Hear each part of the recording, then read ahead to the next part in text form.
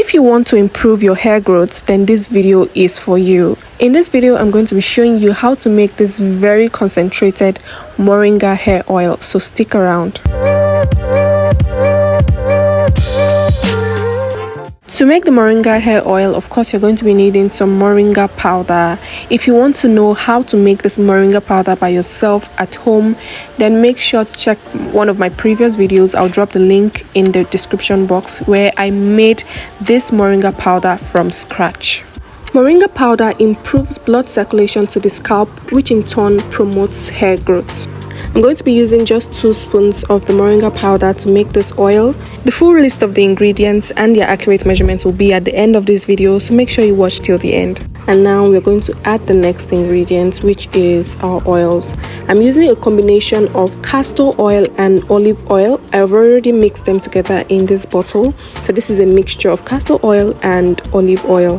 Now I'm just going to add my carrier oil into the moringa powder.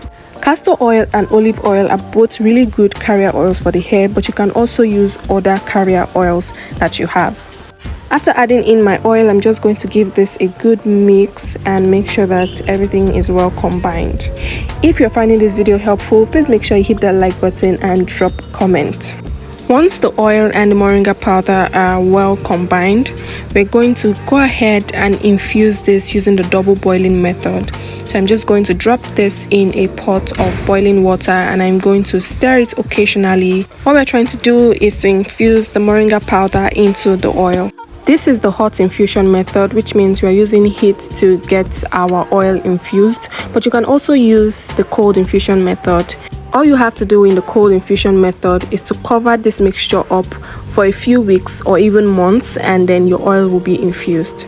Now after stirring for about 30 minutes, our oil is well infused, and now I'm just going to take this off the heat and then we'll proceed to get our oil out. Now at this point, the next thing to do is to sieve the oil. So we need to get the moringa powder out of the oil, so we are just going to sieve this.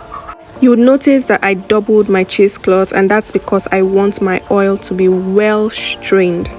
Now at this point, our oil is ready. I sieved it about 3 times and now we have a clear oil. Now we're just going to add a few more ingredients into this. I'm adding in some vitamin E oil and some lavender oil to give it a better scent. Make sure you don't miss my next video where I'll be using this same oil to make a hair butter.